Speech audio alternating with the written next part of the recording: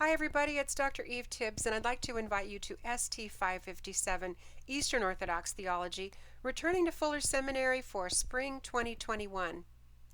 Here's my first PowerPoint screen. I'm ready to go for this class, but you might be asking yourself, why might I be interested in studying Eastern Orthodox theology? Well, for one thing, it's different than Western theology. It's also interesting, but it may be very unfamiliar to you, and that might be a reason in itself to study.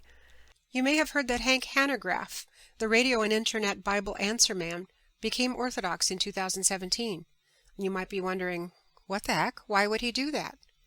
Well, that might be another reason to study Orthodox theology. For the next minute and a half, I'm going to give you a quick background on what is unique about it. As you probably know, there are 2.1 billion Christians in the world today. You may not realize that there are 47,000 Christian denominations. 47,000 Protestant Christian denominations. But after Roman Catholicism, the Orthodox Church represents the second largest Christian group in the world with about 300 million. Now here's a map of the ancient Christian world. For the first 1,000 years of church history, there was only one church.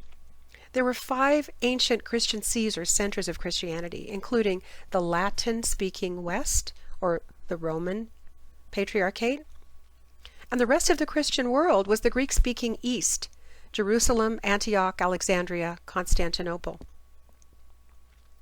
Around 1054 AD, there was a split, and it had to do with the theological issue and also the rise of the papacy.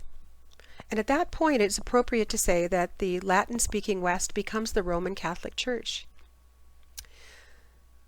About 500 years later, we know that Martin Luther, an Augustinian monk, visits Rome, and he didn't like what he saw there, and so he posts 95 theses for reform on the door of the Church of Wittenberg, Germany.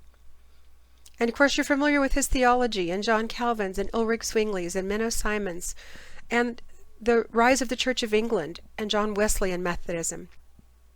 You might not be aware that Martin Luther said the Greeks are the most Christian people and the best followers of the gospel on earth. Of course he was angry with Rome at the time. Nevertheless, he said it. My point in mentioning this is that the Protestant Reformation comes from the Western side of church history, from the Latin Roman Catholic side of church history. The Orthodox Church is still over here in the East. All those patriarchates are still intact. And there's been a very different history and also very different theology. It hasn't been a reaction against Roman Catholicism.